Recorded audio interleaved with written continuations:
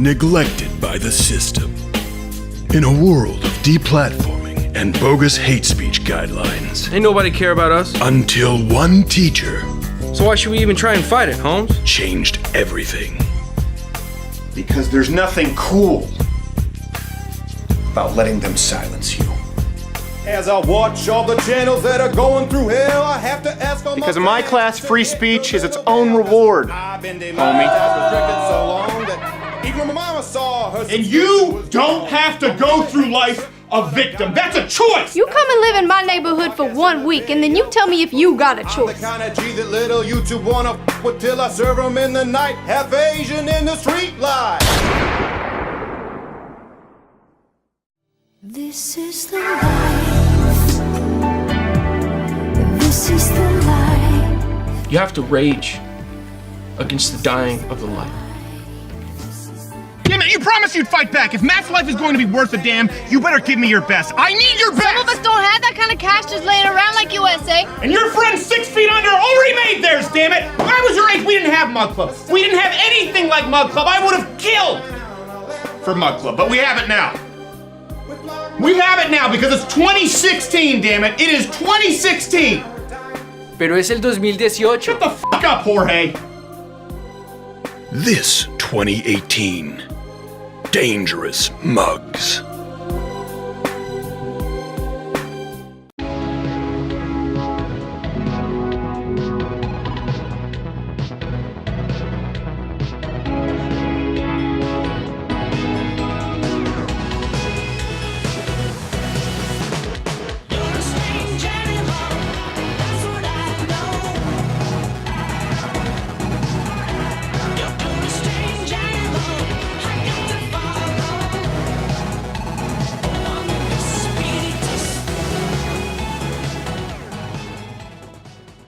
That's the guy who rolled the dice by having a terrorist in his studio.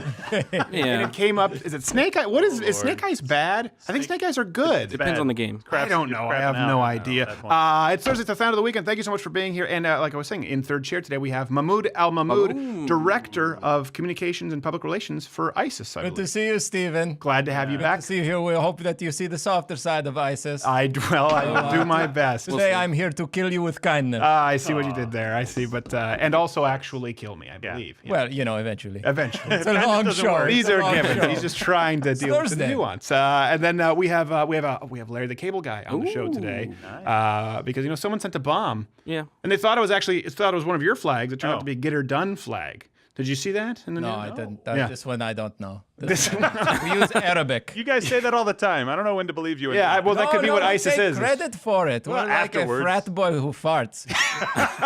We take credit immediately. G. Morgan Jr. didn't bring any wine today, No, I guess. I'm protesting. Well, that's terrible. I don't know what, but... Protesting all the things. And Quarter Black, of course, producing for us. So Follow me question on of Black the day. There's no Black Twitter. It's called World Star. The question of the day, who got it worse? Tucker Carlson or Jim Acosta? Right. And do you think either of them had it coming? Because I think the answer might tell us who you are. Are you really offended by the Jim Acosta scenario? Is there an equivalent? I've been seeing this on Twitter. People are like, well, you think it's okay to revoke Jim Acosta's press badge, so then it's okay to do the kill the beast there at Tucker Carlson's house, ramming down his oak door. I think it's remarkable. Listen, of course, right off the bat, I want to address the Thousand Oaks shooting. At the time of this taping, we don't know exactly what's happened. I lived in Moore Park for a while out there in Simi Valley, close to Thousand Oaks. Beautiful, great people. So my heart goes out to them. Not enough info to really talk about it. And I don't really want to go into the gun control issue right now. I used to say it's a winning issue for the right. I actually recant. It's won. Done. They make no headway on gun control when these issues happen. So it's like feeding a tumor. Just let it die. Just don't look. Yeah. What is the ISIS opinion on American gun control? We are going to just sit with this one out. Good. Guns, if you guys have guns, you want to shoot each other with guns, I don't see why we're going to stop it. Okay. Yes. Ouch. He's not a nice person. I don't know about the killing with kindness. All right. Leading us before that. You good, Jill? Yeah. What was this? You're doing this with your lips I had a thing. Oh, okay. It's like a baseball. Leading the news, I guess, today, the least surprising news of the week. Jim Acosta finally had his White House press credentials pulled. The decision came after the now, of course, notorious standoff between him and President Donald Trump during press conference Wednesday when he wouldn't give the microphone back to an intern. Now, of course, listen, on the right, or most on the right, see this as a given, while those on the left see this as Donald Trump driving his final nail into the coffin of modern journalism. Well, I just heard the news today. It seems my life is gonna change. Wide open under the sunlight. We do not have the rights to that song, by the way, but no one does, and it's like no one really cares anymore. Yeah. Look, the most dangerous place to be is between Jim Acosta and a news camera, right? So when he's doing reporting. But at the same time, when Trump said to him, like, you're a despicable person. Did you I just channeled Obama. Have you still quit caffeine? Yeah. All right. Well, I'm going to give you one more chance to wake up here, G. Morgan. No, everyone in the studio. Come on, let's get this confusing Obama. Yeah, let's do the West Side Story. We're not doing West Side Story. I refuse to do West Side Story. All right. So when Trump said that he was a despicable person, right? When he said he was a despicable person, I was like, you kind of crossed the line there. Yeah, look, reporters are supposed to be jerks sometimes. You don't get mad at them for that. You can pull their credentials, and he can go back there. He just doesn't have a hard pass. They have to reissue it now, so no big deal, right? I think it's. I thought it was perfect, and I'm not necessarily a huge Donald Trump, but I loved where he goes, "Why did you call the caravan an invasion?" Well, that's what I think. That's how I see it. That's how I see it. I see it as an invasion. He goes, "Well, do you think it was inflammatory?" No. That's called a difference of opinion. Okay. he backed it up 0. Oh my gosh. I mean, backed off 0. He said, "Now you've got it to me. You've got it. It's like contagious. What do you have that? Is it that bug that you pick up at the toilet seat Joe Rogan was talking about? Is it idiocracy? I don't know. I don't know. You still doing well there, Mahmood? You seem confused. Yeah, I just want to say that none of this stuff with the drama in the press room would happen if Gary Johnson won. That's true. You guys, see, this is what you guys. You don't have free press. You don't have any of these issues, right? People just get shot. Well, yeah, sadly, but I'm just saying, Johnson president, we're not talking about this. It's going to be a just nice, happy place. Mostly because he's a latent homosexual, and that's not say he couldn't hold office. And we'll talk about this later. We're doing a Vox rebuttal because ours was so fun this week, where they say more women need to be nominated because. But Gary Johnson always seemed very gay to me. I don't know why. You can comment. Let me know what you think. I don't know, but about that. But it is about time that America elects a president who doesn't know where Aleppo is. That's speaking from the heart. All right, and more serious news. That would be good cover for you. Advantageous. That is very selfish. I see what you did. It's almost as though you have ulterior motives. More serious news, of course, this week. Another man was injured by yet another exploding bottle of Corona. This has been going on for a while. This is actually the third man. I have the third man in recent months to say a Corona bottle exploded while he was handling it, causing a gruesome injury. The quote is, he said, "It's like they're selling glass hand grenades." Now, there's been no official explanation. See, you, screw you, it wasn't me. Stop being so contentious. There hasn't been an official explanation from Corona as of yet, but we should note that authorities actually have been suspecting foul play, as I always have.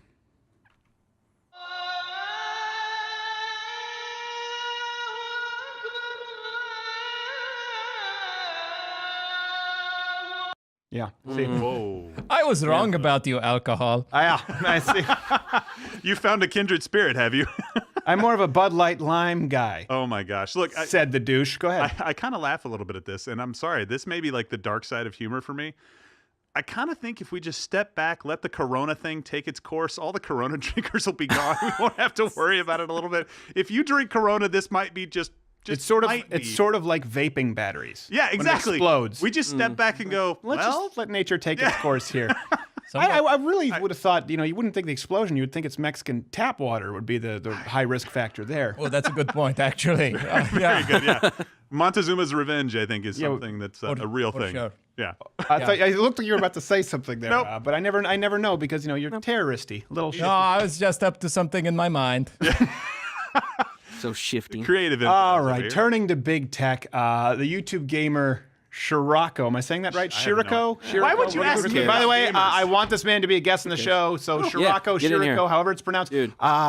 Please, we would welcome you. He had his channel deleted for sharing a clip in which he fed a suffragette feminist to an alligator in the latest Red Dead Redemption 2 game. I can't really do it justice. Let's just watch the clip. This is what got him banned here on YouTube.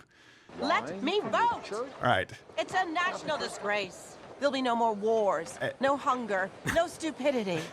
We'll elect a woman president within the first 10 years, of course. You see, men are such Don't worry, it's coming, judgmental guys. prigs. You need us women to help straighten you out. Oh. Jeez. Yeah, get the lasso. There you go. I've never played this game, but when I was watching this as a non-gamer, I can't stop playing this game. hold on, no, it gets better. It gets way worse. Oh no. I will defend myself, you hear? No, you won't. No, look at this. Look at she's Drowning. Wait, so what did she Hold on, shoplift? hold on. Get better. this is That'll leave a mark. No. That alligator is in ketosis, I'm sure. High protein diet. I had not played this game. And I love this game so much. It's true. Then his YouTube channel was reinstated. Yeah. And I swear he actually came back in the very first video, or one of the first videos. It's called Deporting a Mexican, and he played a game, another thing in Red Dead Redemption. So this guy just doesn't care. And it's a good. There's a big, strong debate going on in the gaming community because if this is a violation of guidelines on YouTube, then everything is a violation of guidelines on YouTube. Because if you do you have any idea how many people you kill in these games, and most of them are men? That's all you do. You blow people's brains out. You can't. If you are starting to police what people do in video games, we are screwed because every video game out there that's popular has stuff like that in it, That's or at least true. the ability to do stuff like that. They said it promotes violence. I'm like, what game that's fun doesn't? Yeah. Like, I don't know, racing This is games, a creative outlet. For racing us. games. no, that's violence. You ram into people. Tetris, little Puyo I Pop, don't know. Hey, why don't you come little into kudo in 2018, with the all right? helicopter going through the maze. Oh, good lord. No. No, that's No. true. That's not very violent. But He's like, in our countries that we represent, that's actually Let him normal. say what he's saying, Mr. Obama. What were you about to say there? well, I was going to express the plight of the turtles from the Mario Brothers. You know, you stomp on the turtles like a bunch of savages. We would never play such a game. No. No. Stomp on those turtles. What do you do with the turtles there in Syria? We don't have turtles. I've never seen a turtle there. Really? Yeah, I don't know if somebody ate them all, but That would be it. So it'd be a novelty. We should next time we have you in studio, we should show you the turtles. I would here. love to Yeah. see a turtle. I would love to go to the San Diego Zoo if that's down the street or something. I don't know. No, we're nowhere near it. Yeah. A little bit So, bigger you know, land when you're a mass. than foreign Syria. country, you think everything's close. I know. 20-minute drive. I know. Yeah, it's like people with Canada. They have no Oh my idea that gosh. British Columbia is nowhere near Montreal. Finally, in sadder news, Justice Ruth Bader Ginsburg was actually, hospitalized for fracturing some ribs in a fall. bad. According to the statement, Ginsburg, 85, experienced discomfort after she was going home. Following the fall, was admitted to George Washington University Thursday morning for observation and treatment. And actually, a lot of people. An EMT on the scene is a Mug Club member and snuck us a video of the justice before bringing her to the hospital. Help! I've fallen, and I can't protect Roe v. Wade. It almost seems like that's distasteful. Maybe a little. Yeah.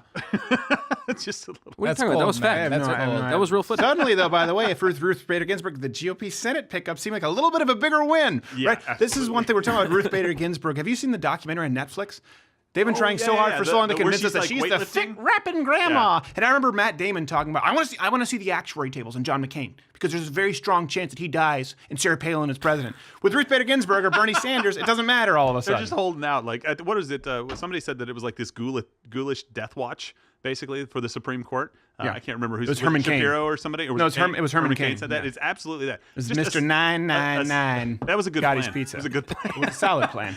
So I have a serious question for you. Like, I have a big problem with lifetime appointments for Supreme Court justices for stuff just like this. We get to basically sit and watch people wither away. So they can't use it to profiteer off hover round commercials? Well, that's also true. And, Yeah. self-lubricating catheters, that as well. Yeah. But I do have a Those are problem with important. lifetime appointments. I mean, I don't think that Supreme Court justices should be lifetime appointments. I think they should have a term or something where if they get too old, we've got a situation where she's not able to really do the job. She's not able to walk, apparently, She's and not asleep fall, half the time. right? Asleep half the time. We shouldn't Always have this person up there just dying in front of everybody. We should let them go off gracefully. I don't know that I agree, but actually, whoa. I mean, we're receiving word actually right now that the notorious Ruth Bader Ginsburg's rib is actually not doing so well. Yeah. Stream down my face with arms wide open under the sunlight. Gerald seems surprised. Yeah. I should. Almost as though he didn't read the Shouldn't have been show surprised. today at all. Wait, there's a show? Oh, Lord. The terrorist. He came knows prepared. where- How you doing there, Mahmood? This is live, right? Yeah, there are no second chances. Right, here. yeah. Yeah. All right. Oh my gosh. Okay. So you're upset about lifetime appointments? Is that what I want you to finish? That's your point. pretty much. That's a serious point for me, though. Yeah, no, I understand. I really don't think. Moving on to the Vox rebuttal. In the wake every of time. in the wake, Move the football right as I kick. Okay, no, but you obviously had some opinions on this, and I had you did, watch yes. this before you came on the show. Remember, I sent you this morning. I said, hey, we're going to be talking about this on air. Yes, I watched this on my Kindle Fire. Did you really? Yeah. Fire, really? I don't think you guys should do anything with fire in the names, okay? Burning people alive, it just kind of brings up bad memories I don't know. for I think us. that's a brand. That's an American's Cool attempt branding, at a yeah. No, at but a you pun. shouldn't It's their have brand. it. You should. It's appropriation. I could see your point. I could see your point. I don't see his point at all. You don't have to concede any territory to him. I'm going to use it. The terrorist is being nicer to me than you. He is. I have no problem with it. Oh, you can. By the way, did you notice that one, the crazy super fan who really loved you there at U of M? I did. She No, you said- didn't. I did too. I watched. I made it up. No, I watched. There it. is not one. She said, "I'm here for G. No, she Morgan was dressed Jr. I as wanna Minnie be Mouse. clear. She was she was a fan. I just, I was gone that by you then. knew what we were talking about half the time. In the wake of the election, I'm like the Ruth Bader Ginsburg of this show. Vox. No, because if she falls asleep, you can snicker and make jokes about her, but you're still awake, so we can't make fun of you until you leave. No, I love. I know. I'm kidding. And you didn't wear the same colored shirt as I wore today. Gosh, we we Yeah, were on a streak finally. of like 3 That days would've in a been row, nice. randomly. We should coordinate.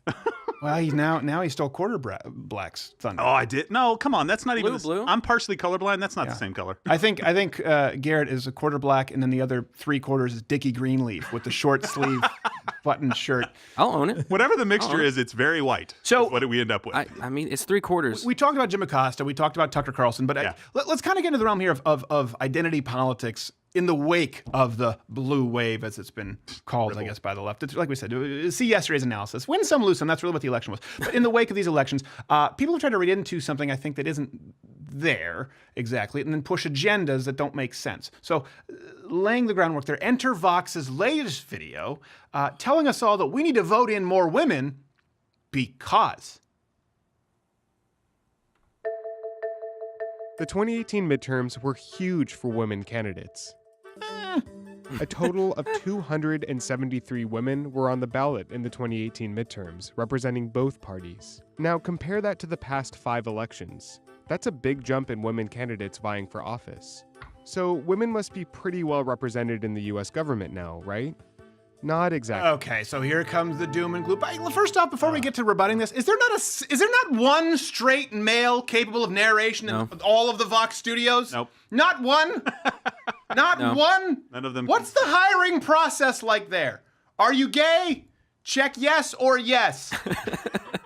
Do you sound effeminate? And then in it, deal. Right. You have a list. An add-on is put it on. Latino. Yeah, exactly. It's like the opposite of when you purchase a gun, which, by the way, I'm not one who sees racism under every rock, but when you go to purchase a firearm, it has Caucasian, black, and then it has Right. Latino, and then afterwards it has non-Latino. You have to check the box. Specify. Non-Latino, specifically singles out. Doesn't say non-black, How does that work? Non-Latino. I assume because of illegality of citizenship. Let's move on to the first. This is a trick question. No, it really is. That People that are being said, illegal? Oh, that's seriously, me. Vox, just one. You mustn't be afraid to expand your horizons. I'm sure there's a straight old white guy there somewhere, probably the Diversity. one controlling the purse strings. Find him, have him narrate the next video. All right, let's move on to the clips. The share of women in the House and Senate has increased over time, but it's still Right. well below the share of women in the US population. And if you dig deeper, Congress looks even less representative. Women of color make up 18% of the US population, but before the 2018 midterms, they accounted for just 7% of Congress.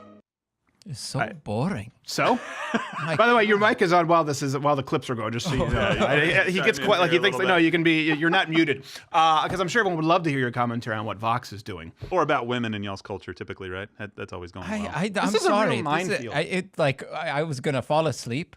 Yeah. It's like and that music, like Ruth Bader Ginsburg, and then crack a couple. You wake up like, what happened to my ribs? They elect women here? I don't know. Could you imagine a dinner with Ruth Bader Ginsburg and Bernie Sanders? I don't have it. It would just be the words "what" for 20 minutes, like if you had a trans. What? You filthy bitch! That's what Bernie Sanders. That's what he says. That's what he calls her. His pet. It's my pet name. It's a term of endearment. I call filthy bitch. It's a term of endearment, really. She doesn't like it much. So I don't understand the Vox video here. Women make up 50% of the population, only 9%. They only make up, what, 9% of construction workers? Yeah. Who cares? Well, and they voted for these people, right? The women vote here. Yes. They vote more. They can vote. This is not like some advanced country where that is not the case. No. It is. They voted. No. This is who they voted for. We did because not enough suffragists were fed to crocodiles. That's true. So we got to the point now where everyone can vote. One at a time, okay? So 50, they're like 50% of the population of women, but they only make up this percentage. Yeah, okay, they make up 9% of construction, but they make up 75% of education and health services, right? This is something people go into different fields. Gender, I think we have an overlay here from the Bureau and Labor Statistics. Since when does every job have to represent a mirror image of the census? Of the United States demographics. You know what else, by the way, doesn't mirror the full 18% they talk about the women of color? Yeah. Like 18% women of okay. Only 30% of black women have high school degrees. 14% have college degrees. So it would stand to reason that they don't all make it to the highest levels of government, though 68.5% do make it to the highest levels of the WNBA. Yeah. Well, look, if Fox is going to be calling people out, why don't they have a little bit more diversity on their staff instead of gay, lispy, Latino males? That is a very good point. That's like 97% of their workforce. Except I can't confirm that this guy was Latino. Oh. I can just pretty much confirm that he's gay. And Well, it's not like gaydar. Well, I guess sonar would be, yeah, sonar is pretty more, close. Yeah, but I'd be really surprised. But gaydar is people usually when they're looking and they're saying gaydar, so that's not. Yeah, well, we're hearing, so that's whatever. That's like you're looking. That's like queer flicks. Gay vibes are coming back to you. Right. You're looking. Gay vibes are coming back. That's why. I mean, what's the over/under on this? I don't understand. Again, they're just picking something to complain about and saying, oh, well, they represent this number of the population, so they should represent this percentage of the electorate. Why? I don't know why. And by the way, it changes every single year from straight male to gay, not at Fox, but from straight male to gay male, from white to black, from male to female. I mean, you could follow a district, you could follow over the last 30 years, and you would find something different. And you certainly would find some diversity of thought, unless it's in California or in New York. Right. But that's what we should be talking about here. But again, Vox just, you need to vote for more women because. Well, why? They make up 50% of the population. Okay. Need I say more? Yes, you do. Yes, we're expecting more. I thought the argument was over. Well, no, they've actually done studies in the most egalitarian countries in the world. These gender gaps actually spread out further. So in places where they have the most opportunity, the most equality, women tend to segregate themselves in careers and fields and industries more so than we see now. So it's absolutely scientifically disproven. Wait, what was that again? So if you say 75% of females are in this workforce and there's only 10% over here as engineers, in the most equal societies in the world, that gap is actually larger.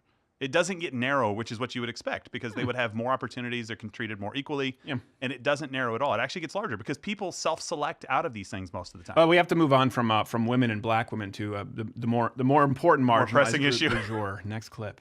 LGBT women make up about 2.5% of the U.S. population. Don't buy it. There are only 2 openly LGBT women in Congress. Greater than sign. That's less than 1%. Screwed it up. By the way, I just love how they toss in the T and just most of the LGBT. Let's be honest, it's like 90% G. And then so we're saying 2.5%. No, first off, they're trying to say it's 5% of the population is gay, 5 point something. No, it's not. They've just realized that if they keep bumping up the percentage, that people will become more embracing of the policies and the cultural ramifications. But only 2, maybe because it's weird.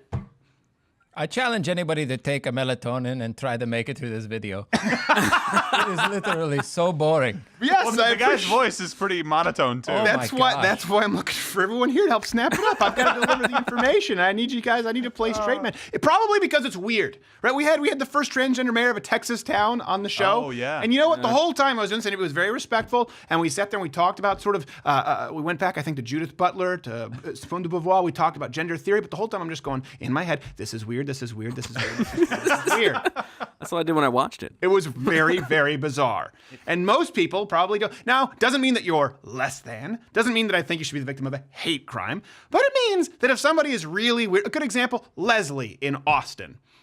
People remember him, he used to wear short shorts, you see his butt cheeks. He passed away, it was really sad. He was kind of like an Austin icon, right? He was, I don't know if he was homeless, there was a legend kind of surrounding him. The point is, he was weird. But people liked him, they embraced him. Probably wouldn't want him in the United States Senate. That's why you've only got 2. Wouldn't have appreciated the dress code. So. I've not met Leslie. You've not met Leslie? No. Every town has a Leslie. Okay. This is He's new to This our is an culture. interesting country. By the way, hey, if you're not a Mug Club member, you can watch the show every single night. Hit the notification bell if you're subscribed on YouTube, because subscriptions don't show up in your subscription box anymore. And we do recommend, of course, that you join Mug Club unless you want the whole show to go away. And we have an upcoming Change My Mind. We might be back at TCU on Monday, or we might be back there Tuesday and broadcast live. Who knows, TCU? Who knows? You thought you'd run us out in the rail, but that's coming soon. It is on, baby. I will say that someone might have a case of the Mondays. All right, next clip. Take a look at this chart no. showing what 2018 congressional candidates spent time talking about. Women were much more likely than men to discuss issues like education, climate change, and minimum wage. And they're 200% more likely to be blindsided by a third world war because national security was nowhere on that list. It was nowhere to be found. First off, the sleight of hand, you said, like, they're more likely to talk about these issues, which, right. Okay, first off, you're really trying to straddle the fence here, Vox. Like, they're more likely to have mentioned these issues at one point, according to the Vox chart. Well, who gives a rat's ass? But let's go with, okay, these are the issues that matter most to women. Climate change, education, minimum wage? What? You think this is going to convince everyone who's watching? You think a chart saying that women tend to care, not about national security, not about the primary purpose of government, keeping its citizens safe, that the fact that they couldn't care less, that's going to, I guess, appeal to more voters? I am dumb. I shouldn't be dumb. I shouldn't say I'm surprised or dumbfounded. I'm just disappointed. Well, look, I understand that politicians are going to pander to their audience and they're going to talk about the things that are important to them. But if I see climate change and there's 50-some-odd% of women talking about it and not saying it's a hoax, I'm not voting for that person, or at least challenging it as being the 95 or 98% of all scientists agree kind of thing. Yeah. So if I see that on somebody's talking points, I'm like, I don't know if you know what you're talking about. Yeah. You're just trying to drum up votes. But that's actually code for you're going to hit her, which I don't support. Oh. We tried to convince people with pie charts and stuff like that initially at the beginning. With ISIS? Yeah. Not that effective. No. Not that effective. That you're a religion of peace, or that, you know? Well, we started. Hey, but you know who told me that? President Ross Perot. Oh, Yeah. oh, so he won in y'all's country, huh? Today is just a third-party extravaganza from Gary Johnson and Ross Perot. He didn't have an answer. He's very niche with his American political interests. All right, let's go to the next clip. There's even evidence that women make better lawmakers. Oh. One study found why? that female lawmakers bring in 9% more federal spending for their How is that better? constituents than their male counterparts. What? And that's on top of the fact that women lawmakers sponsor more bills than male legislators. So, in case you're confused, yeah, Vox is saying that women make better lawmakers exclusively because they increase federal spending and bureaucracy and red tape. Isn't that bad? This is also, by the way, snakes make better pets because, little known fact, they're more likely to bite. You think this is a selling point? And potentially kill you with venom. The Brazilian wandering spider is great to keep in your tray because it causes priapism. You mean a deathly boner? Boner spider. Yeah, that's but right. when you say it that way, you say it like it's a bad thing. It's a perfect example of Vox right here, just assuming that everyone consuming any and all media is a far leftist. And this is why I just think there's this divide. It's not even because of people obviously trying to break down Tucker Carlson's door or Antifa dragging people out of cars and beating them up. It's because of an out-of-touchedness, a blind spot that is growing so large. I think they sat around and said, yeah, we really need to get people to vote for more women. Yeah, let's tell them that they spend more and create more bills. And they care about climate change and not the military. How's that not sexist? We'll that be women aces. spend more? Isn't that the thing with This shopping? is the thing. Okay, women in government. All right, listen, I'll hear you out. I'll hear your case. Maybe there's a case to be made here. Fine. But then their reasoning is the opposite of that. Next clip. This success might actually help explain why women are less likely to run for office than men in the first place. Many women underestimate their qualifications and perceive gender bias They're all among kinda big in voters, that. which discourages them Why are from they all running. fat? Because of these hurdles, only the most talented and ambitious women seek office. Okay. These women who were elected during the 2018 midterms will help inspire other women to run for office in the future. And as more women join government, their representation will become more and more normalized. And eventually, a video like this won't even be necessary. It's not necessary. Yeah. Thank It's God. not it won't. necessary now. Hallelujah. At all. Yeah. Well, it's almost like your job is to make Vox fun, but instead you sort of just said, let's let Steven take this one. I have the impossible task. I'm trying to I'm just educate mad at you on for making Vox. me watch Vox videos. I know, again. but you complain about it Still had to every cut 'em. day. Play another song, man. Look, What were it's we all about I to say? got. It's What were we all about I to say? got. Well, look, I wish they would have been supportive of women candidates. I don't know, maybe when Sarah Palin was running as the first vice presidential candidate, and absolutely zero. No, she was, but she was a whore. That's what I heard. That's what I heard them everybody say, said. right? They Yeah. said Allegedly. She was, Allegedly, now, I'll give yeah. you this. Like, Sarah Palin's a little quirky for sure, but they said... No, she hold on a was an second. idiot. Please know that was satire. Gerald Yes, took what I of said. He's course. like, I'll give it to you. No, don't give it to me. I don't want you to give it to me. you're gonna get that was letters. satire. I do not think doesn't- Sarah Palin... I've met the woman. I've spent time with Not her a whore. husband. She's not a whore. Okay? Good Lord. Janice Rossi is a whore. You will hang people up to dry without even realizing it. It'll be sarcasm, and he will quote you and hand this quote to your enemies. So Steven said she's a whore. Fine. I don't know her that well. Go ahead and make your point completely irrespective of mine. Go. Sarah Palin's a whore. Got it. She's not a whore, obviously. But I wish that the support would have been there. I mean, the only thing that people could do when she was running for president was make fun of her. I thought that we would have the kind of, and I don't mean this in a bad way, but I thought if there was going to be a woman card, something that got women to go out and vote in a way that they hadn't for Republicans in a long time, it would have been the first vice presidential candidate that was a woman, that was a female. And it wasn't. The exact opposite thing happened. Yeah, you know why? Because Because she wasn't super qualified, and because No, I John agree McCain with wasn't that. a great candidate. He was And horrible, Republican too. women, this is the important. Republican women actually care about qualifications and actually care if you represent their course. values. Now that being said, I think Sarah Palin would have made a better vice president than Joe Biden. Yes. namely because she doesn't, molest biker children. But on the I other think side, Cortez, she's not qualified. Yeah. no, Like, but come on. that's I the mean, point. know that they're supporting all. her. Yes, but that's the point. It's the same. It's the same problem you have with any conservative, with any Republican. It's like herding cats. I think it was actually Thomas Sowell who said that, because they're independent thinkers. They don't just support Yeah. the person in the Yeah, ticket yeah. no matter what. Republican women didn't say, "Hold on, vagina buddies forever." It's like a BFF locket. That would be weird. But that's what they do with Cortez. All the that's women. It true. doesn't matter that she's a crazy bug-eyed socialist. They don't care. Out of the examples even that they use in there, I think they have Senator Marsha Blackburn, staunch conservative, I think led the investigation into Planned Parenthood. Remember the sale of baby parts, those videos? Yeah. And then Great. another one of those examples is that Omar lady, who is an extreme leftist Muslim, which might seem almost to be an oxymoron, loves abortion, hates Israel, and is opposed to cutting insurance payments of convicted terrorists. You guys, is she Wow. popular over there, Omar? Yeah, I have the bumper sticker on my camel. Next to Gary Johnson and Ross Perot. You know it. That camel's full of stickers, huh?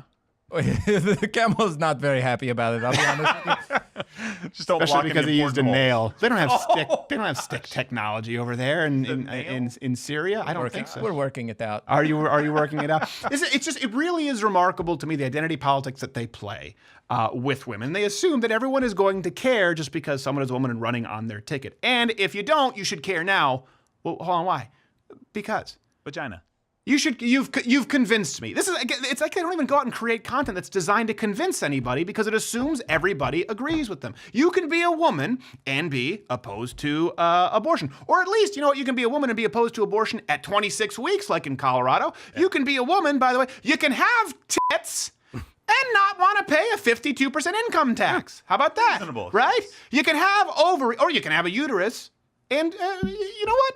Actually want a strong national defense. You can be slightly more feminine. You can have wider birthing hips and not want 4,000 people coming from the Honduras in a caravan, invading your country, not wanting them showing up, knocking on the door and getting right in. You can be a woman and actually think all of these things. You can hold all of these values dear. But the left wants to, no, hold on a second. If you have oversized mammaries, I think men actually have mammaries. Apparently Steven Seagal's lactated. That was actually, I read a story about that. serious? Men apparently can lactate, but are the mammaries larger on women? Is that what makes a breast? I don't know.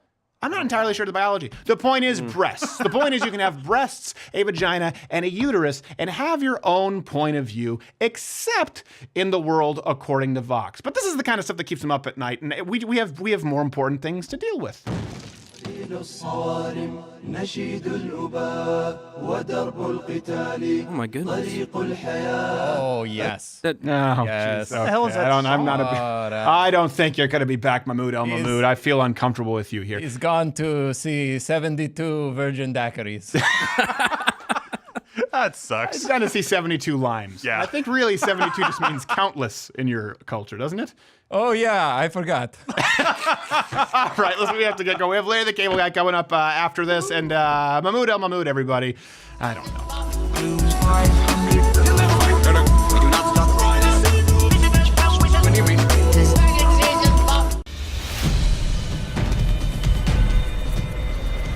I'll let you back on this campus.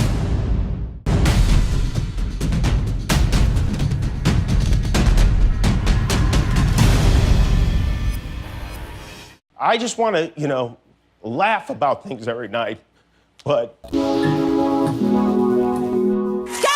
abortions and God bless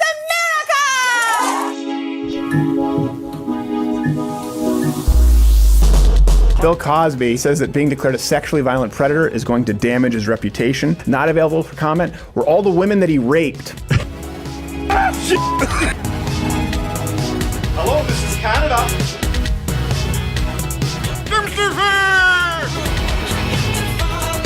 It doesn't stop here. It's a one-way. It doesn't stop.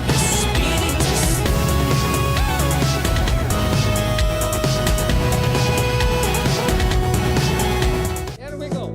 Keep clinking. Oh, you got it, big bull. Oh, you got it, big bully. I recorded message. Oh, you got it, big bull. See that? That means my shoulder's working now. Look at this. It's I'm getting Yeah. old. For those who don't know, for those who are not Freaking Mug it out. Club members, of course, I fell asleep, woke up with blinding shoulder pain, Yeah, well, as one does. and now I'm fine. I still don't know exactly what happened. All right, our next guest, very excited to have our next guest on. Many of you know him, of course, as Larry the Cable Guy. He was telling us off air. Probably pretty sure hopefully you're aware his last name is not actually the Cable Guy. His real name is Dan Whitney. You can follow him on the Twitter at GetRDoneLarry. Dan, /Larry. I've not done this before. Thank you for being on, sir. Well, man, thanks for having me. I hope you know I gave up a colonoscopy to do this. So, Did you? Yeah, I'm feeling pretty good about it too. Well, I don't know if we can say the same for the practicing physician, but who knows? You might be into some weird stuff. Now, is that dip in your mouth right now, or what is this going on? Well, I've been on a diet for a while, and I'm a sugarholic, so I try not to eat sugar. So yeah, I put a little Levi Garrett in every now and then, so I don't have to eat sugar. Okay, all right. And you know how that'll end up. I'll probably end up eating sugar anyway, and then I won't have any teeth. So there you go. Right, there you go. Then you just end up addicted to both sugar and nicotine, and the next thing you know, you're going to see it. It's not that big. I didn't think you could see it was in there. Well, yeah, I could see it. Yeah, I can see a little. Yeah, I can. Now we can see your pores. Oh, there. Matter of fact, I think now I'm just as acquainted with you as a physician. No, our good friend Owen Benjamin actually, he used to dip, and he talked about how then he had to stop because he did a lot of dip. I'm a cigar guy. I'm not necessarily a dip. We didn't really have. You know what? Canada. I'm a cigar guy too. I love cigars. I love Alec Bradley's. I love the Anniversary Padron. But I got to tell you, I quit. I went dead stop. I just quit. And I'm touring with Foxworthy, and we're doing these things called backyard barbecues. It was me and Foxworthy and Foghat and Eddie Money and Marshall Tucker. We had this big thing for our satellite radio show. And man, I was losing weight. I was doing good. As soon as I walked backstage for the first one, the whole counter is donuts, candies, cakes, pies. And I walked right out, and I told my tour manager, I said, Beeman, go to the store right now and get me a bag of Levi Garrett. I cannot eat this stuff. I'm doing too good on my diet. And he said, yeah, but you quit, Mr. Whitney. And I said, I know, but I'm just going to do it when I do these things so I won't eat that sugar. So we went and got me a bag, and daggum, I got hooked on it. I was going to two things I love about that story. First, that Larry the Cable Guy is a diva. And second, that for some reason your tour manager, when you tell the story, sounds like you as Larry the Cable Guy. You give him that character. Hey, I get confused myself sometimes. Well, I think it might surprise a lot of. I don't think it surprises a ton of people that listen. Someone from the South leans kind of more center right. Let me ask you this: as a character, Larry the Cable Guy, sometimes it's easier. I know when we do characters here in the show, sometimes you feel invincible because you're like, well, I'm not necessarily saying that. But I think it also surprised some people with some of your tweets recently talking about kind of comedy, the state we're in, the ability to make some cerebral points that maybe people... Yeah, go ahead. I'm not you're not an idiot to play an idiot. I mean, you got to be pretty. Look at Steve Martin. Steve Martin played an idiot. Great. Steve Martin's not a dumb guy. I'm not a dumb guy. I love that style of humor. You know, I grew up in a real small town in southeast Nebraska. Mm-hmm. Okay, I'm a country kid. I grew up around livestock. I was a pig. I raised hogs. So it's not like I was living in an apartment in New York or LA and I said, you know how I can make money? I'll turn into a redneck. Right. I mean, that's not the case. I grew up that way. And I moved to Florida when I was 15 years old. And I started doing stand-up in my early 20s. Well, when I moved to Florida, I naturally gravitated to all the Florida cracker kids. Right. Because they grew up like I did. They grew up in the lifestyle that I grew up in. And so when I started doing stand-up, it was regular stand-up. I had, in Steve Martin's book, Steve Martin in his book, I remember when he was talking about the process of stand-up, and he says it takes a good 10 years for you to really find out who you are and to be comfortable in what you're doing. And that's what it took for me. You know, I started doing characters and I did all kinds of characters. And then one night I did this cable installer, and it was funny. And I remember after I got done doing it at the Comedy Corner in West Palm Beach that night, David Spade and Rob Schneider were there. And I got done doing the character, and they both came up to me and said, man, that's hilarious. That could be a Saturday Night Live character. You should keep working on that. And of course, as a comic coming up, I'm like, man, how cool is that? Yeah. Well, to make a long story short, I don't want to bore you with this whole thing. No, I'm very interested. I'm still waiting on my 10 years to get comfortable with myself, so we'll talk about that after. But yeah. Well, some people it happens quicker, but some people it does. Most people. So I started doing the character on a buddy of mine's radio station in Tampa, 95 YNF. Mm-hmm. It was hilarious. It was really popular. Then I got syndicated into some other markets. And Steve, when I tell you this as a fact, I never meant to ever do it on stage. It was theater of the mind. Yeah. It was radio. I was always a fan of the show All in the Family. Sure. All right. Archie was hilarious. And the show was hilarious. Well, I understand what you mean. You're experimenting, and then sometimes something kind of becomes your calling card. I mean, for example, I never expected to actually interview Wendy Davis as a tranny on the state capitol. It just happened because she was like, oh, this will be a great photo op. My wig and hat blows off. I'm going, oh, my cover's blown. And it became one of the most iconic moments in all of this program's history. Going, how did you get so close? I'm like, she invited me over.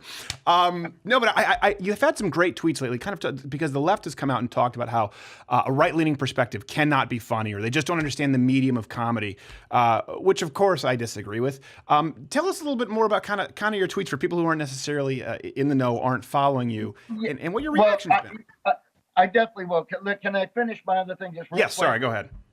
So anyway, to make a long story short, a buddy of mine billed me as Dan Whitney, aka Larry the Cable Guy, at his comedy club one night in Florida. And I went on stage and the Larry the Cable, and I was doing fine. I mean, I was a funny comedian, but the Larry stuff just killed. And so he came up to me. I couldn't follow it. I tried to go back into my own act and I couldn't really follow it. People are yelling, get her done, get her done. I get done. I'm signing autographs. I'm taking pictures. And my real name's on the board. It says Dan Whitney, a.k.a. Larry the Cable Guy. Right. And people are coming up, boy, Larry, we just love you. We just love you. And so he came up to me and he said, you know what, I'm going to erase your name and I'm just going to leave Larry the Cable Guy up. He goes, can you do your whole show like that? And I said, look, I talk like that all the time with my buddies because all my buddies are super Southern. So we just talk like that. Yeah. So I went on stage the second show and I did my entire show like that. And pretty much the rest is history. I ended up syndicating myself on 27 radio stations across the country. People always say he came out of nowhere. He was an overnight sensation. But that goes back to what Steve Martin said. It takes a good 10 years. I called radio stations 5 days a week, every day for 13 years. Yeah. And I developed an audience. And so that's how my career happened. Now, with your question about what I was tweeting out, I always get irritated. Comedy is so subjective. Obviously, it's subjective. It's like soda pop. There's different flavors, and you can like a flavor and not like a flavor. But I always get a little irritated when I see people come just flat out on the internet. First of all, they don't know anything about the business, and they go, "There's not one funny conservative. Conservatives just aren't funny. Yeah. There's no funny conservative comedians." And even when you present them with facts, and the way I say facts is, here's how you can determine how a comedian is successful by the free market. Right. The free market dictates who they think is funny and who they think isn't funny. And if you go by the free market, there's a lot of funny conservative comedians out there. Sure. And I even text out, they put out on the internet a few years ago the top 20 selling comedy artists in the history of the SoundScan era. Now, this is factual. These are album sales, concert draws, and the very first line is, the Blue Collar Comedy Tour dominates 10 of the 20 spaces. Right. And even when you said, and not only that, Adam Sandler was on there, who's definitely a conservative type comedian. Sure. Jerry Clower was on there. So when you look at the facts, obviously there are funny conservative. Well, I think, and this lends itself kind of what else you were talking about, and where they sort of leverage this. The media right now, you talk about Netflix and Hulu and Amazon Prime. It's really dominated now. It's become kind of like three main networks again, and they're actively pushing again. They're not going to include a lot of conservatives typically. We've had people on the show who've talked about that. What was this? Just Nanette was a recent special where she said, "I'm not going to do jokes because there's nothing funny about being humiliated." I'm like, actually, there's a ton funny about being humiliated. I get humiliated all the time. It depends on how you look at it. The industry is trying to manipulate the free market in a lot of ways. Like Owen, our good friend, we've lost agents and management. How do you view that? And do you think that these gatekeepers are going to go away as we continue down the trail? Well, I have no idea. I've always just thought that the free market is where you get your reward if you're a comedian. I mean, Jeff Foxworthy told me a long time ago. Jeff taught me so much in stand-up. And, one of the things that Jeff always told me was show business is called show business for a reason. Everybody likes to do the show. Nobody likes to do the business. Right. There's a lot of people funnier than me. There's a lot of people funnier than Jeff, but there was nobody better at the business than me and Jeff. And so if you're good at the business, the show part's going to come. Yeah. And so I always learned that from Jeff. But Jeff always told me this too. He said, look, he told me right off the bat, he said, don't ever expect to win any kind of award from your peers, because you're already coming out doing a Southern character, and for some reason Hollywood does not like that, and the proof is in the pudding. Because, Jeff has sold more albums than Bill Cosby and Richard Pryor combined. Plus, he hasn't raped anyone. And he's never that as well. And he never ever has won a Grammy Award for his albums. I mean, there was nobody even touches Jeff. I mean, Jeff was selling every album he put out. He was selling 2-3 million copies. Yeah, I know. He's never won it. So when people say to us, "You're never gonna win anything like that," I always say it doesn't matter. The proof is in the free market. Right. And one thing with comedy that's so like you talk about being subjective, that really is so volatile. I remember when I was doing I don't know if you probably don't remember these NACA conference when I was starting in stand-ups. This is the national. Oh yeah, totally. Oh my gosh, this was a Carrot Top made a killing. He did make a killing, and I got murdered. I remember I went out there, and I was Canadian at this point. I was 18, I think, my first NACA, and I've always been inherently conservative, right? I didn't picture myself as a political comedian, but I was always politically incorrect. And I went out and I had some material. I think I had some jokes about Islam, and you could hear the audience get really offended.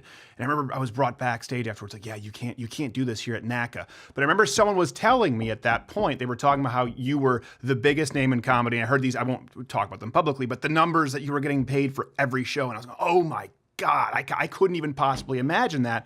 I remember before that was kind of Dane Cook, and then for a while it was, you have Amy Schumer, Kevin Hart, but really when you look at Steve Martin, it does seem like comedians stick around for a very, very long time, obviously, and they have their audiences. Right. But the person who is number one, it's like the heavyweight championship. It's really hard to hang on to that spot. It's usually not more than a year or two, and then they come back around. Is that something for you that was ever difficult to kind of deal with these, like I said, the volatility, the variance there from year to year? Well, I was always, I liked everybody. Stephen, I've gotten along with, obviously I'm a conservative comedian, but I've gotten along with all sorts of comedians. I'm friends with Lewis Black, and I'm friends with my buddy Tom Ryan's a super lefty, and sure. I'm friends with a lot of comedians that I don't agree with, but I'm a guy that loves the craft of comedy. I'm a one-liner comedian. I was a fan of all the old guys coming up, so I do a lot of one-liners. But I'm a fan of the craft, and I'm one of those guys that I may not agree with your politics. Matter of fact, I may hate your politics, and if you have a show, I probably won't watch it. But I find you funny. You do things that are funny because I love the way you constructed the joke. And so I've always been like that. I'm that way too, except my philosophy is if you want to masturbate in the green room, I'm not going to watch it. That's kind of a hard line for me that I set. Right. Well, a lot of people have to set certain things. We have to set certain boundaries, healthy boundaries. Last question, subject on everyone's mind that we, of course, cannot talk about, but it occurred after we originally spoke about you coming on the program. You've been in the national news recently for a story that you probably didn't want to be. When you saw these images, when you read the news, were you surprised?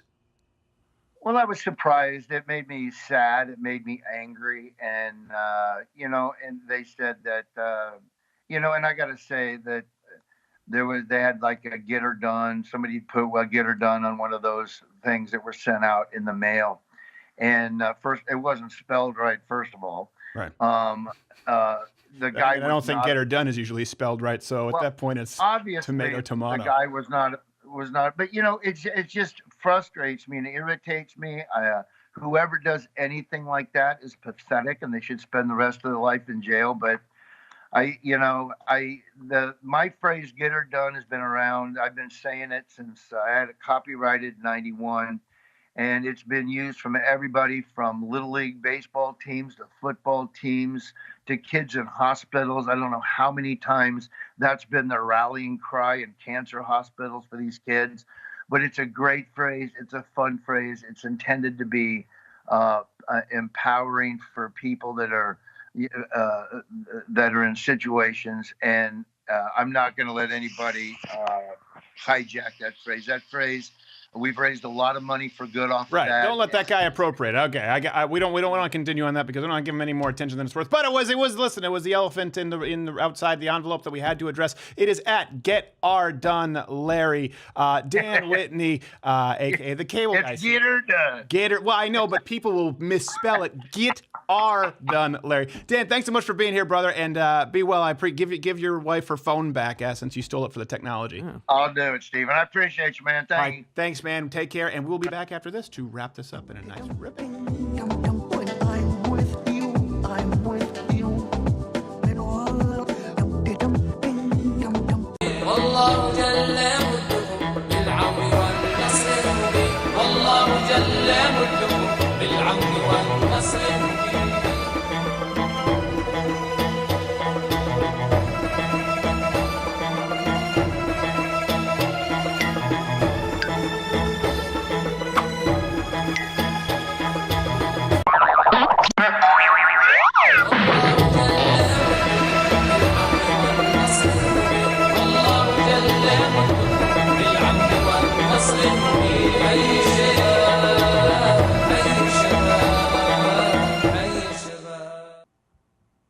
Oh, hello.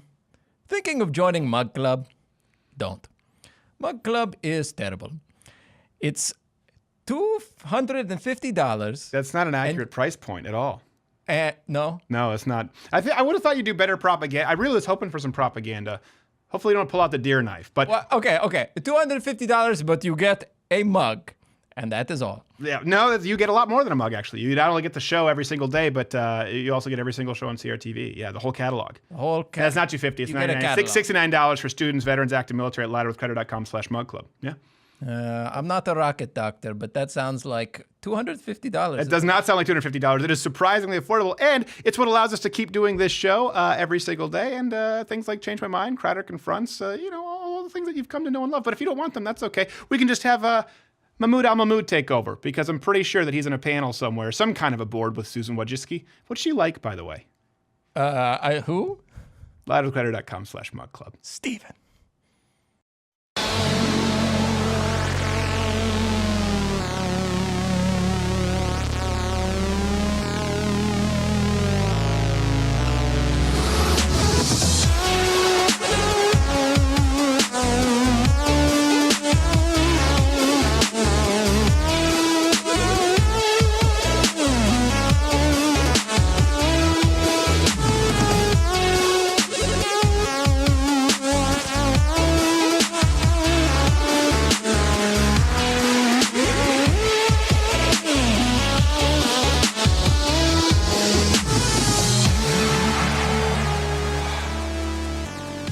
That was called the cocky diver with no tolerance for cold, who didn't realize that there was an undercurrent. If you go back and watch it, you'll understand. It makes perfect sense. It's a long name for a dance. Thank you to Larry the Cable Guy being on the show, and thank you so much to Mahmood al-Mahmahood. We actually had to have him escorted by armed security. Yeah, we had to bring him in. It was a whole big deal. Speaking of armed security, changed my mind. Next week. Could be live broadcast from TCU on Monday or Tuesday was maybe when we're going to go there and show up. Who knows? Who knows? The chalk doesn't lie, but the chalk is very non-specific. Very vague. Yeah, I don't know. Well, we're not being very vague by saying maybe we'll be descending upon the campus Monday or Tuesday. So a couple of, we are, by the way, we've gone through the golden ticket sweepstakes. And I should also say, we're not doing a show the Thursday of Thanksgiving for people before people send their hate mail. Put that out there. Don't use this next email that I'm going to release here to send your complaints. We always get that when we talk about, we're hiring. Here's where you send your email. People are like, hey, I think that you should do this. Like, what? That's not really what it's for. Like, here's a picture of my penis. And we're like, hold on a second. Are you a Fox News staffer? And it always turns out they are. So we are hiring people right now. This is something that I want to make sure we're very, very specific. So follow these instructions here. This comes to me from Smooth Manny, who is in charge of the edit bay. We're hiring one person right now. Main qualities: expert in Photoshop, also After Effects and Premiere.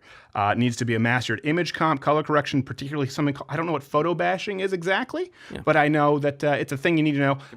Obviously, you have to be a fan of the show, familiar with the show, have a congruent sense of humor, timing, and story flow through video editing and creative choices. So the reason we're being very specific here is because a lot of the times people send an email, go, I have no qualifications, I can't do any editing, but I really like the show. Can I work there? It's like, I appreciate it, but we can't necessarily hire you.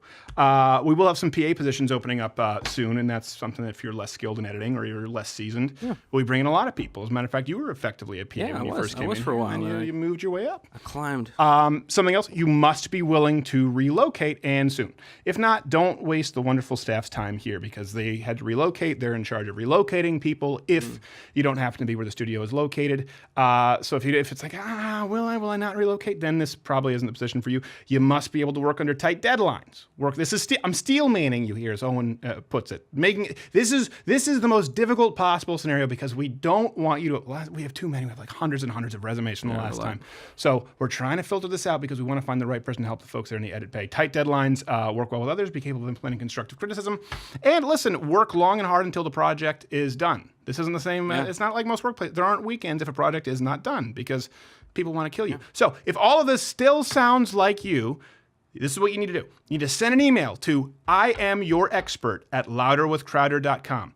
You are to title your email, I am the expert you seek -2378. The numbers. So again, quote, this is exactly what you said. I am the expert you seek the numbers 2378. Include some sample Photoshops or examples of your incredible photo bashing skills, along with a resume, reel or portfolio if you're mainly a Photoshop expert, and 3 reasons why you should be hired above everyone else. Failure to do so, failure to do follow any of these instructions will result in immediate dismissal of your submission. So Courtney will find it. Will yes, and Courtney will find Courtney will. Courtney find was, but it was also very specific. She's like, I don't want to look through 500 more resumes, and if I see another dick pic, I'm like, I'm sorry, Courtney, that you had to go through that. We should put a filter. We should put a filter on those. PA. Don't PA, include any weird images of yourself. Actually, do, but don't send it here. Send those to Courtney specifically. Slide into the DMs. So we do have a busy week next week. We have another life advice program that will be occurring in Change My Mind, like we talked about. And this is something actually I had kind of, this is the last segment of the week, which we often, I don't even know. It became, was it Crowder Closes? Is that what it's called? Closes. I don't know. It's just something that we've done for a long time. The last segment of the week is kind of an opportunity to talk with you guys and my favorite hopefully part. offer something a little more earnest that other shows don't necessarily do. This is something actually I asked to have. I have this bookmarked on my computer.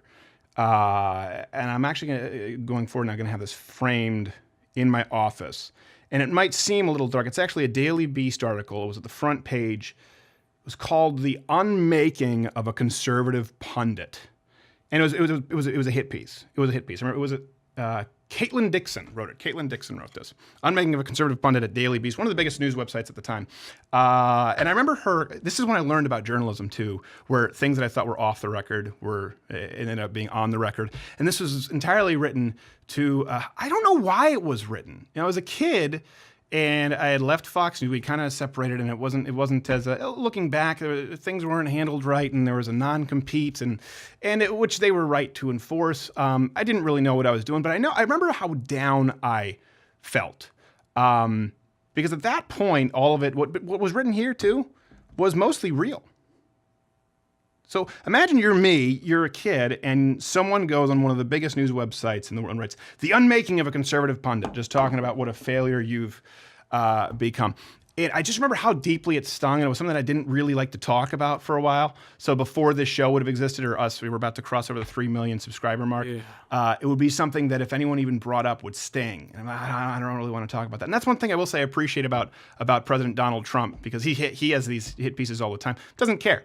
He just keeps, I think he's wrong a lot of the time, but he keeps going. Screw them is his philosophy, which sometimes is correct. That's going to be the theme of this Critical, is screw them. So I remember actually too, this spurred an argument with my parents, which I think many of you have probably had.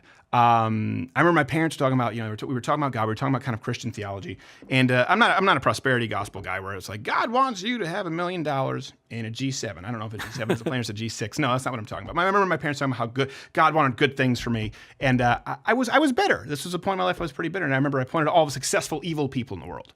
And not just the Saddam Husseins and the Bin Ladens, but like even the Alec Baldwins of the world. I remember using them as a specific example because sure enough, I just watched The Edge again very recently. And I was like, well, listen, God wants, if you say that good guys end up doing well for them, God wants good things for them. What about the Saddam Husseins? What about Alec Baldwin? He's one of the most successful actors, right? At this point, 30 Rock was really big. He's, Alec Baldwin. We know he's a piece of crap. And my parents, I remember it didn't matter what they said, they wouldn't convince me that I was wrong. But now that I've grown up, I have realized how wrong I was. Because the truth is that you don't really know what somebody else's life is. I don't remember who said this, but ugly things happen in pretty houses. Let me ask you this. Would you trade your life with Alec Baldwin's? I think, what is he, on marriage number 3 now? I believe estranged from his daughter. A lot of these celebrities. How often do you see a starlet who has it all, right? You see this all the time. And we see that envy is, like we talk about, the left is really, they cloak envy as empathy. And I think it's one of the most common human traits. It's the one that we need to guard our heart against. Probably the most is envy. I know certainly myself. I can't speak for anybody else. I know it's something that comes very naturally to be envious. How often do we see someone, I don't know, a starlet or a star, and you're like, oh man, they have it all. And then, well, all of a sudden they go to rehab. Some kind of substance abuse. Or you see the perfect couple, right? How many benefers have there been now? And then bang, domestic abuse, or they get divorced. You don't know what their life is really like. And here's something else. Just as surely, you don't know how your story ends. And at this time, this article, when it was written, I didn't. The show that you see didn't even exist. The pre-Daily show, remember #NeverDaily, that didn't even exist. And not only is there something, there's self-doubt that everybody has, but this journalist, I learned the hard way, this journalist, this authority figure, was publicly declaring me to be a wash-up. So I have the self-doubt going like, maybe, man, you're 25 and you've peaked. I don't know what you go from. And then someone else is saying, hey, the whole world front page at Daily, he's peaked. He's done, down for the count. Front page. And what does that do? That creates more self-doubt. And it's a cycle. And yes, this writer sucks. But I just like I can't control exactly what everyone else does with their lives. All I can control, and all you can control is breaking the cycle for yourself. Only you can break that cycle. There's nothing more crushing, I will tell you. That's why I have this here, and that's why I will have it framed in my office to remind me there's nothing more crushing than having someone else publicly confirm your self-doubt. You can take it to a smaller, maybe I don't know, you're self-conscious about your weight and someone tells you to get on a treadmill, you fat bastard. I had that once in grade school. Not grade school. What's 8th grade here? What is it, junior high? Junior high is, I don't know. I have no idea. I don't know the school system. Maybe you have a terrible zit and you go to a party and someone says like, ew, what's that? Is this the costume party? I had that exact thing. I had such a bad zit in my chin. I remember this girl asked me if I fell off my bike. And I said, yeah.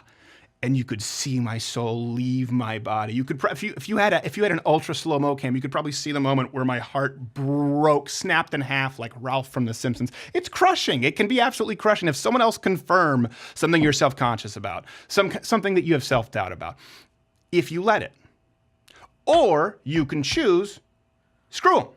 Maybe it's deeper than that. Maybe it's deeper than a zit or weight. I'm just trying to kind of ease us into this. Maybe a self-doubt that you think you're undeserving of a good life. Maybe you've achieved something pretty great, and secretly, maybe deep down, you think you're not good enough.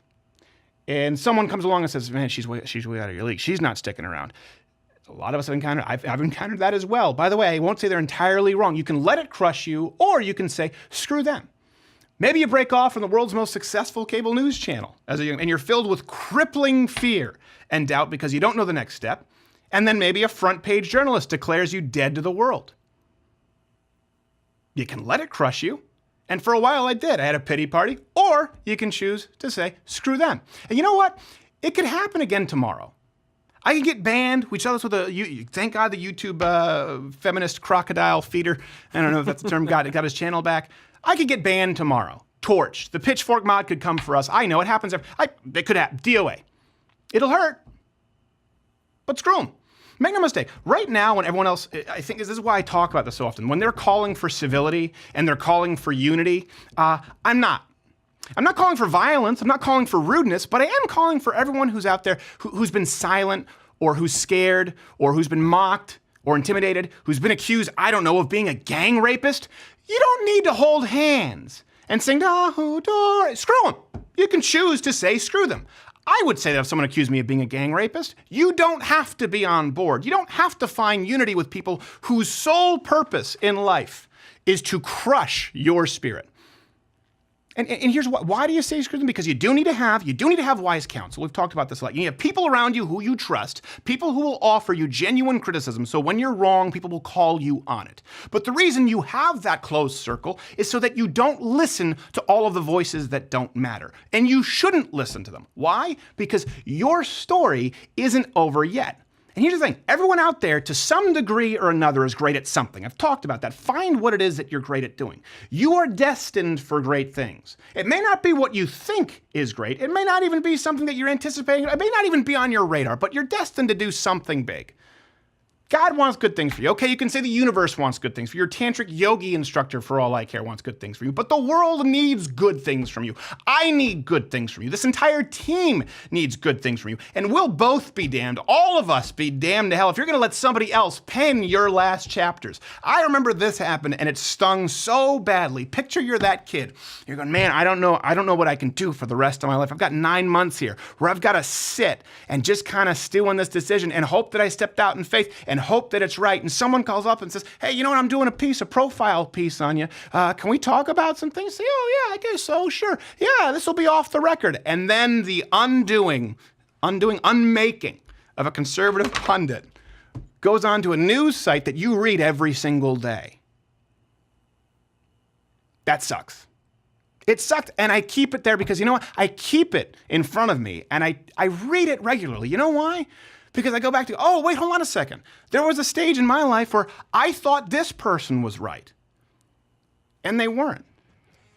I was letting that person write the next chapter to my life. You don't have to do that. You can choose to let someone else not only dictate the next chapter of your life, not only write the next portion of your book, but you can choose to let someone stop you from writing it yourself. Don't. You can also choose, screw them.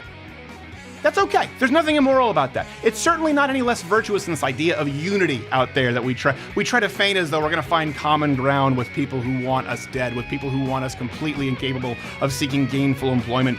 People who want the world to think that we're gang rapists. No. I think that you sit down, determine what you want in life, chart a course, make a plan, and if the people don't fit in with that plan, if these people are trying to stop you from reaching your goals, guess what? It's okay for you to say, screw them. That's it. That's the message this week. I'll see you next week. I think it's about Monday or Tuesday.